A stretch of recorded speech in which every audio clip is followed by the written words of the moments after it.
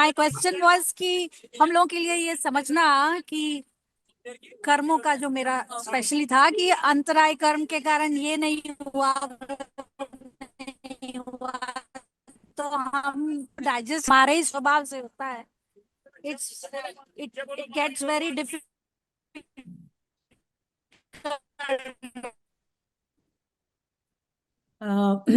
आई think sir वो ये कहना चाह रही हैं कि वो जैसे हमने ये आपने समझाया, पर जैसे हम कहते हैं अंतराय कर्म के कारण हमारा कोई अंतराय आया है, तो वो समझना थोड़ा मुश्किल होता है। हाँ, मैंने कहा ना आपको कि दोनों ही बातें आपको समझनी है। अभी तो हम इस बात पे जोर दे रहे थे कि एक द्रव्य दूसरे द्रव्य का कुछ नहीं करता। ये हम जोर, मुख्य विषय ये था, इसलिए समझा। अब देखिए आप, निमित्त को कर्ता व्यवहार से कहा जाता है। ये बात आप हमेशा, निमित्त कर्ता नहीं होता। कर्ता, कर्ता शब्द का क्या अर्थ? निमित्त, कर्म का निमित्त तो होता ही है। अंतराय कर्म का उदय हुआ इसलिए अंतराय आया। ज्ञानावरणी कर्म का क्षोभशम हुआ इसलिए ज्ञान हुआ। मोहनी कर्म का तीव्र उदय हुआ इसलिए मोह हुआ।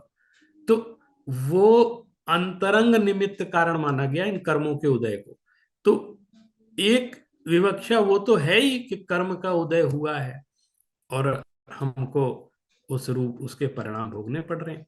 लेकिन फिर भी आप एक बात सोचो, जो भी, जिन्होंने भी, मैं उनको देख नहीं पाया, लेकिन ये बात सोचो आप, थोड़ा सा इस पे विचार। एक उदाहरण से मैं ये बात समझा। एक दो कैदी हैं और उनको, उनके पैर में एक एक हथकड़ी बांधी। हथकड़ी का जो पैर में वो एक चेन से बांध दिया। दोनों, दो कैदी हैं और उनको एक चेन से बांध दिया है। अब उनके जो कमरे हैं वो अलग अलग हैं, जो उनकी जेल है वो अलग, आमने सामने है, और उनको बीच में खड़ा कर दिया। अब वो कहते हैं कि अपने अपने कमरे में जाओ, अपनी अपनी जेल में जाओ। और पुलिस वालों ने क्या किया, उन दोनों के पैर एक ही चेन से बांध दिए। अब मैं ये जवाब सुनना चाहता हूं कि वो, अब चेन तो टूट नहीं पाएगी, तो किसी एक कमरे में दोनों को जाना पड़ेगा, अपने अपने में तो नहीं जा पाएंगे। अब आप हमको ये बताओ, कौन किस कमरे में जाए? दो कैदियों में किसके साथ कौन सा, एक दाएं की तरफ जेल है, एक बाएं की तरफ जेल है, तो कौन किधर जाएगा? ये बताओ आप। जिन्होंने प्रश्न पूछा, मैं उनसे पूछ रहा हूं, कौन किधर जाएगा? चित्रा जी। कोई बात नहीं, आई थिंक अगर दोनों बनते हो तो भी कहीं कोई बात नहीं, आपकी थोड़े आवाज कट रही है, शायद आप सफर में हैं। लेकिन अब मैं आपसे बताता हूँ, इसका एक सिंपल सा आंसर ये हो सकता है, जिसमें दम होगी वो अपनी तरफ दूसरे को ले जाए। दोनों कैदियों में जो कैदी बलशाली होगा, माने ज्यादा शक्तिशाली होगा, जिसका प्रभाव ज्यादा होगा, वो अगले को घसीटता हुआ अपने कमरे में ले जाए। बिल्कुल यही अ, स्थिति। हेलो, आवाज आ रही है मेरी?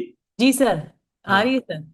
बिल्कुल यही स्थिति अ, कर्म की और आत्मा की है, हमारे भावों की है। अगर हमारा आत्मा में अपने रूप पुरुषार्थ की अधिकता है तो कर्म कुछ नहीं बिगाड़ सकता।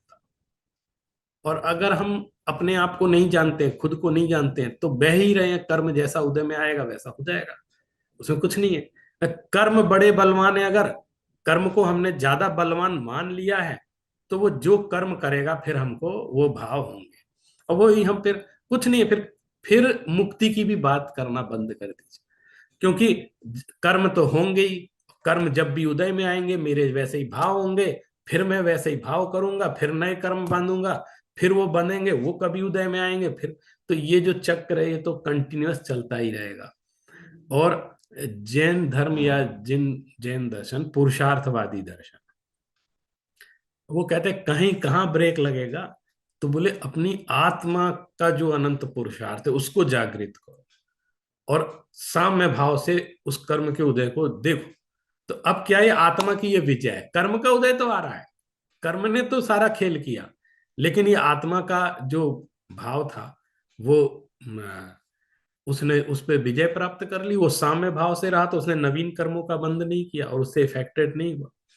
तो अब वहां पर आत्मा आत्मा जीत जाता है और कर्म हार जाता है, और उसी व्यक्ति की मुक्ति होती है। अन्यथा कर्म के उदय से, कर्म के निमित्त से सब हो ही रहा है। अब ये भेद विज्ञान कौन कराएगा? समय सार ने कराया। आप रो रहे थे जिंदगी भर से, हमेशा से, कि कर्म के कारण से हो रहा है। उन्होंने ना, चुप रहो, कर्म वो जो कर रहा है ना, वो पुद्गल के भाव हैं, वो नहीं है जीव के। जीव ऐसे भाव करते ही नहीं, तो जीव का स्वभाव अलग है। तो अब उन्होंने जीव को इतना शक्तिशाली बना दिया, आत्मा को इतना शक्तिशाली बना दिया कि वो उसके अंदर कॉन्फिडेंस विकसित हो। वो कहता है नहीं, ऐसा नहीं है, और वो उससे भिन्न अपने आप को अनुभव करने लगता है। और वो कर्मों को झेलता हुआ भी, सारे जितने महान लोग हुए हैं, जो तीर्थंकर आदि हुए हैं, महापुरुष, वो सारे ही जितने बड़े बड़े लोग हुए, मुक्ति को गए, उन्होंने कर्म झेले ही है ना। सबके कर्म का उदय आया है, कर्म का उदय तो कोई नहीं रोक पाया, पर वो उन कर्म के उदय में उन्होंने अपने परिणामों को विचलित नहीं होने दिया, अपने निज पुरुषार्थ के द्वारा। इसलिए वो विजय कर गए। और हमारे परिणाम विचलित हो जाते हैं, इसलिए हम फंस जाते हैं।